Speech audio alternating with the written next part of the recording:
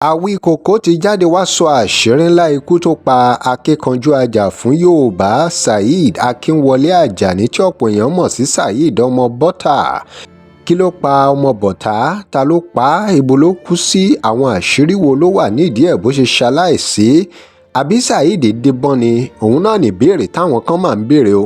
Gbogbo ọ̀rọ̀ yìí ni Awikonko tú síta nínú fọ́nrán tẹ́ máa wò yìí. Ipa wo ni Saheed Ọmọ Bọ́tà kó nínú ìjàǹgbara Yorùbá Nation? Kí ni Awikonko sọ nípa Yorùbá Nation ní kété tí Ọmọ Bọ́tà jẹ́ Ọlọ́run nípè?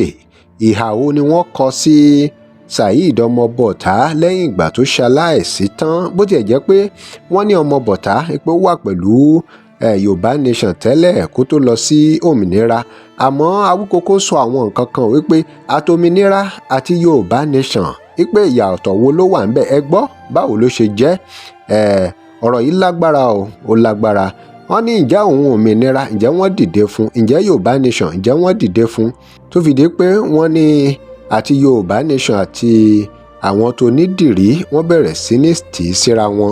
Awikonko wá ṣàlàyé ìdí tí Yorùbá ò ṣe é kú fún, débi pé ó fòkù ọ̀rọ̀ ránṣẹ́ sáwọn ọmọ Yorùbá. Àríyànjiyàn wá ń ṣẹlẹ̀ lórí bóyá Saheed Ọmọ Bọ́tà kú àbí kò kú, ṣùgbọ́n o, ẹ gbọ́ àṣírí ikú tó pa Saheed Ọmọ Bọ́tà nínú fọ́nrán yìí pẹ̀lú Awikonko.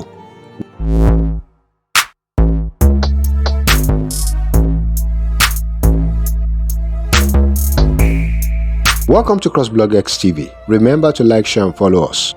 A kú ẹ̀ pé the last person tó yẹ kí Saheed ó bá sọ̀rọ̀ kò yẹ kó jẹ́ mi, because nígbà tí wọ́n wá sí palace Ọ̀ọ̀ni nílé Ifẹ̀, wọ́n wà nínú ẹni tó tọ́takò wọ́n. tó máa sọ pé èèyàn pieces èèyàn, mo pieces wọn. Saheed dẹ̀ wà nínú ẹni tí mo fèsì gan, but unfortunately ìgbà tó ní kábò ń pè mí ó jẹ́ ìyàlẹ́nu fún mi, láti ìgbà yẹn man to man ó ṣàlàyé àwọn nǹkan kan, a dẹ̀ fojú fo ntòwù kó mọ bí kálukú wa nú, a dẹ̀ bẹ̀rẹ̀ sí ṣe bí tẹ̀gbọ́n tàbúrò. He always call me ẹ̀gbọ́n mi ẹ̀gbọ́n mi. Now nínú àwọn tá a jọ ń ṣe Yorùbá Nation, majority wọn immediately ni wọ́n ti tọ̀nù sí ọ̀tá Saheed ńgbà tán gbọ́ pókú. Aróríṣiríṣi wọn tí wọ́n fi kú yọ̀ ọ́, wọ́n sọ̀rọ̀ bí ẹni tí yóò di ọ̀tá sáyé tòun ní lọ mọ́. Ọ̀rọ̀ àṣírí ohun tó ṣẹlẹ̀ sí Saheed Ọmọ Bọ́tà rèé. Oríṣiríṣi comment lórí fídíò tí mo ṣe, mi ò delete àwọn kan, mo delete àwọn kan. Òpònú ayírádà kan bèèrè lọ́ọ̀ mi pé ṣé ojú tèmi fọ́ ni láti mọ̀ wípé Saheed ti kúrò nínú Yorùbá Nation, àwọn onítìrí ló bá lọ. Ẹ dákun, kí ló onítìrí kí la kí tó yè? Yorùbá Nation struggle àwọn méjèèjì ń gbá front ẹ̀, ọ̀nà tí kálukú ń gbà front ẹ̀ lọ́yàtọ̀. àtòmìnira àti Yorùbá Nation the same thing. Ọ̀tẹ̀ ní jẹ́lù ń pè ọ́, gbogbo ala ló kọ́. Ńgbà tó dọ̀tẹ̀ ńlá pín méjì pé kan lòmìnira ìkan Yorùbá Nation everybody sọ pé ó ń jà fún. Ìgbà tó yẹ onítìrí dẹ̀ wá declare kínní kan Ìbàdàn, ṣé fámìlì onítìrí lọ sọ pé ó ń deliver ni? Ó ló ń gba Yorùbá Nation fáwọn ọmọ Yorùbá. Kò sọ wípé mo wá gbà Ìbàdàn fún fámìlì fẹ́ bí onítìrí. Ẹ já sòótọ́ ọ̀rọ̀, ìgbésẹ̀ rẹ̀ wrong, gbogbo alákọ̀ọ́dẹ́mọ̀ ẹ̀, ọ̀nà tí wọ́n gbàgbé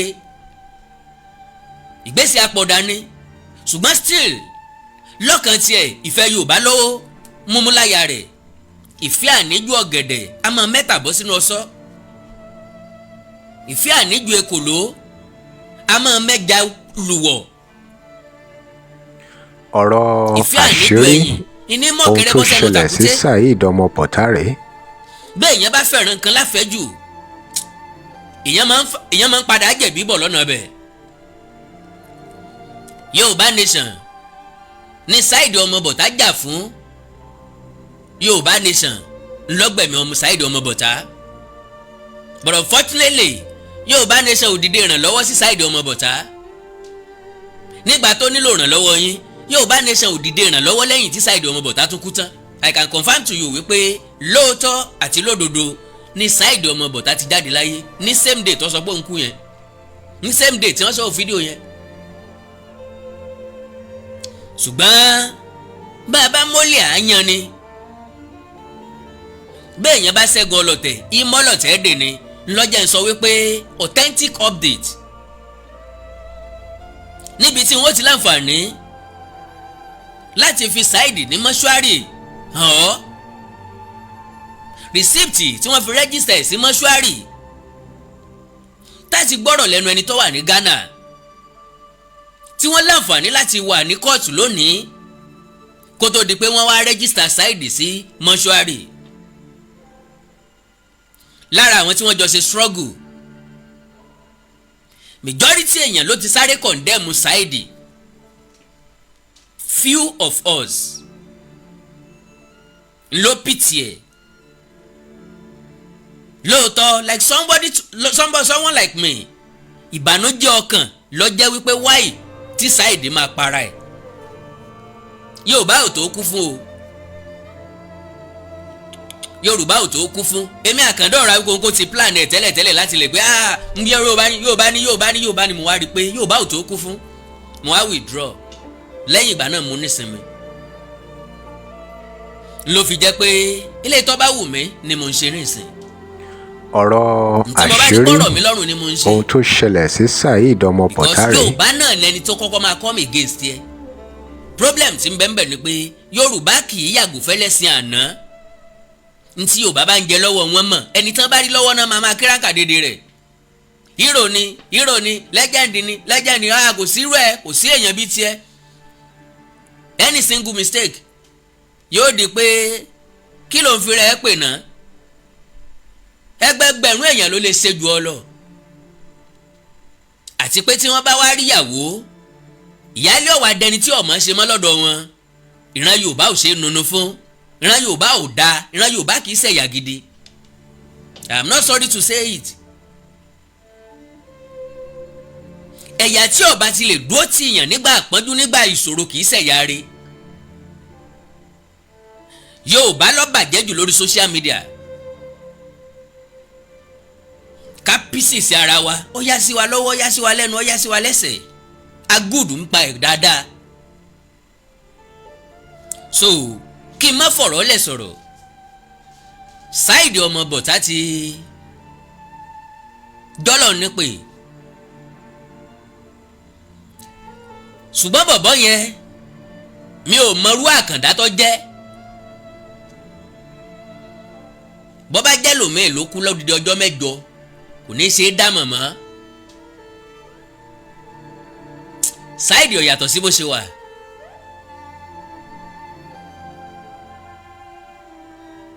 Ọlọ́run ọba tóbi.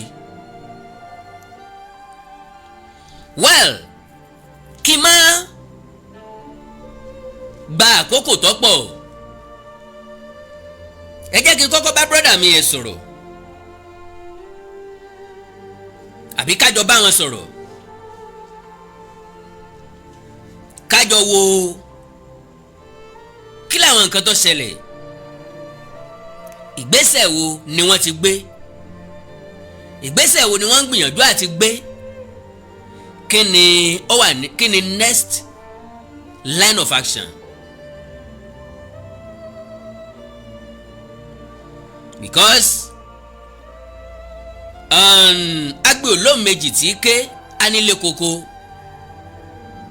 odídẹrẹ́ kì í kú sóko ìwájẹ Saheed kú sóko ìwájẹ ṣùgbọ́n kò ní í gbé sóko ìwájẹ a máa gbé òkú Saheed padà wá sí orílẹ̀-èdè Nàìjíríà like I said ẹ jẹ́ kí n try number brother mi.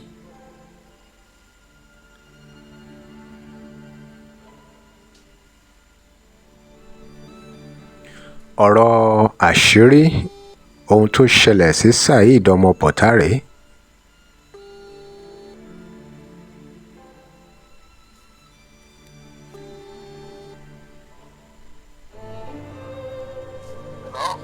hello baba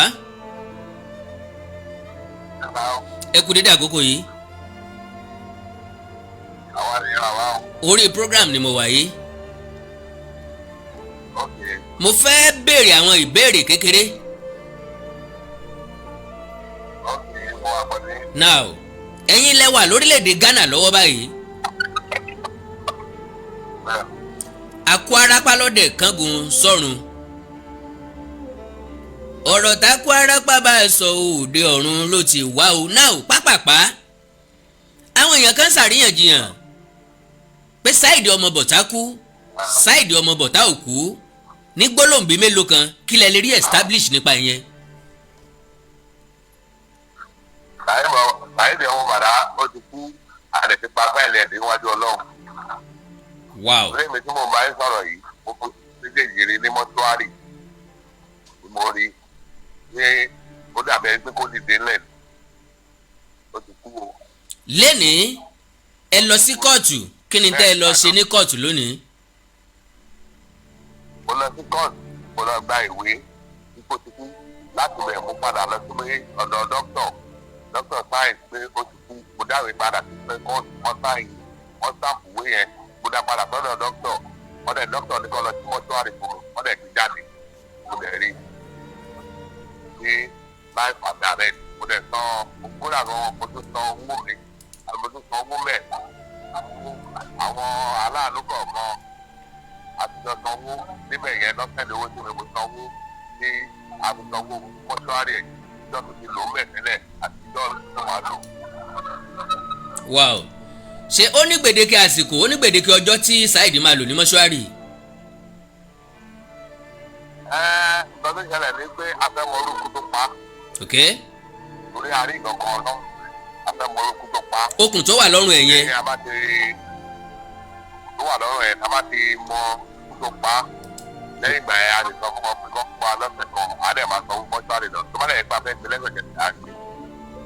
So naturally plan wa ni láti gbé Saheed wálé padà. Tó bá ti wà Saheed àwálé torí ẹni ìbẹ̀rẹ̀ òkè tó ní jẹ́ àfẹni tó bá forí ti dópin lágbàlá. Bẹ́ẹ̀ni, torí lẹ́yìn orí ọ̀rọ̀ mo ní láti parọ́ fún wọn ní ilé iṣẹ́ mi pé kó rẹ̀ torí tí ológun ilé iṣẹ́. ọ̀rọ̀ àṣírí ohun tó ṣẹlẹ̀ sí Saheed ọmọ bọ̀tá rèé. Nínú ọjọ́ mẹ́rin yẹn tí ó tún bẹ̀rẹ̀ látòdì náà tí mo ti ẹ máa rí pé mi kò sọ̀rọ̀ dáadáa torí tí ò lè. Bí àwọn ọlọ́pàá ṣe pè mí láńtẹ̀lẹ̀ o ẹ̀jẹ̀ ká lọ báyìí ẹ̀jẹ̀ ká lọ báyìí ẹ̀jẹ̀ ká lọ báyìí. Àti àdúgbò fọlọ́hún àṣírí ó dẹ̀ ti kàn fáwọn pé ó ti kú. Lẹ́yìn pé láti ijọ́ àtọ́ọ̀dẹ̀ lọ ka gbogbo òwe dọ́kúmẹ́ǹtì tó máa ṣe fún mo jẹ́ ẹ̀fẹ́ sàmìtì tẹ̀lé o gbogbo ẹ̀ ní o torí kò níwèé tẹ́lẹ̀ wà á ti parí gbogbo ìwé lápẹ́lẹ́ opportunity láti lọ rí inú mọ́ṣúárì níbi tó ẹ̀ bá mọ̀ ẹ̀ láti lọ pé kọ́ gbé gbò bẹ́ẹ̀ kọ́ gbé sínú mọ́ọ̀kì fún wa. Ok, lélẹ̀ tó túmọ̀ sí pé òní gangan lẹ rẹ́gísítà ìwọlé. Bẹ́ẹ̀ni receipt tẹ́ ẹ fi sanwó ni mo gbé sójú kínní yìí ẹ san 1,200 Ghana cedis. Bẹ́ẹ̀ni. Ok. Tó jẹ́ 120,000 naira. 120,000 naira. Bẹ́ẹ̀ni ṣe wá wo lórí títì ẹ̀rí táìmù tá a sanwó lọ́wọ́ àbẹ̀ lórí báńkì láti lọ sọ́ọ̀kì nígbà tó kú yàn. Ok. Yeah. Ok. Ẹ̀dẹ̀ máa rí sáàmù ẹ̀rí sáàmù àwọn dókítà mbẹ́ àwọn mọ́tárì dókítà wọ́n sáàmù ẹ̀ pé ó ṣẹ̀lẹ̀ òun ni bólú tó wà lẹ́gbẹ̀ẹ́ yìí. Kí lórúkọ hospital yẹn? Tẹ́lá àbí? Lọ́wọ́ hospital yẹn orúkọ hospital yẹn ni Ẹ̀mà Ìtìlá hospital. Ok, ok. Ìwé tẹ̀ wò lọ́wájú yìí yẹn. Ìwé tẹ̀ wò wájú yìí yẹn. Yeah. Kọ́ ni mo ní lọ́wọ́ àwọn ọlọ́pàá tó ní lọ́wọ́ wípé torí pé mo dó sí ẹ̀ sí ẹ̀ ni mo dó sí ẹ̀ sí tó. Bí bá fẹ́ lọ wò ní wákàtí mo ní láti àtúntò rẹ̀.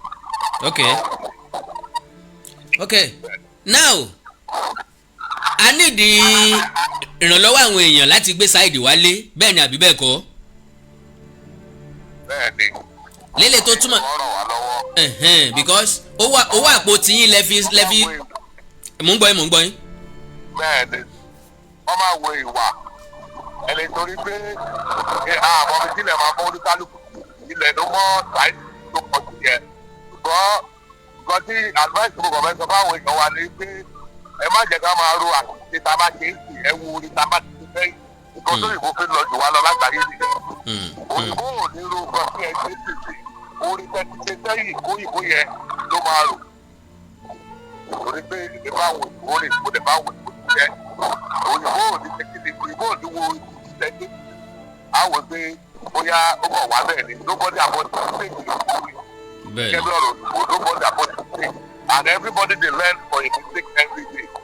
Of course. Ọ̀dọ́ ti ṣe é sí lọ́jọ́ ká wo gbogbo akitiyan tó ti ṣe nílẹ̀ Yorùbá lágbàgbé tó lọ bíi ó lọ síwájú ó lọ sẹ́yìn kí á wá fọ̀rọ̀ yẹn rora wa ọ̀rọ̀ yẹn níbi tó lóra bíi Saheed ò ní bá mi sọ̀rọ̀ náà. Ìbádé ní o Saheed ti wà láyé níbi àti Saheed á sọ̀rọ̀ jẹ́ méjì lọ ní ó ní ìdíkú kọ̀ọ̀kan lọ́wọ́ ẹlẹ́ẹ̀kejì ó sì kọ́ tó fi bínú mo dẹ̀ ti kú mo dẹ̀ ní má bínú lẹ́yìn yẹn kí mo fẹ́ gbà lẹ́yìn ìgbà tó ó wà Ghana Saheed lẹ́ wà Ghana ó lọ bí ọdún kan Ghana mi ò mọ̀. Ìgbà tó ní pé wọ́n ló kú kò lórí íńtánẹ́ẹ̀tì ò dẹ́tà tó ń lò fún fóònù ẹ̀ ibẹ̀ ni mo ti gíráàpù nọ́mbà ẹ̀ sí mo gbé lọ sọ́fíìsì mo lọ gíráàpù nọ́mbà ẹ̀ sí ó lò dẹ́tà ẹ̀. mo fi gbé ẹni yẹn fi dàrẹ́kì mi lọ láyé ibi tí mo wà tí mo tó wà wí ní wákàtí mẹ́ta ni mo máa ń lọ.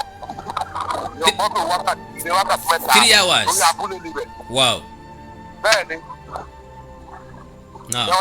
Ó yé mi. Láti sọ mọ́tò kan ló ti tọ́ ti pè mí láàárọ̀ tí mo ti gẹ́ẹ̀tì kìíní yẹn láti sọ Tuesday ni mo ti lọ títí tí mo ti fi lọ lónìí tí mo ti lọ lójoojúmọ́ nìyẹn. Ló ń tẹ́ bá fẹ́ gbé mọ́tò lọ bẹ̀ ẹni kò 60,000 àlọ́ àtàbọ̀.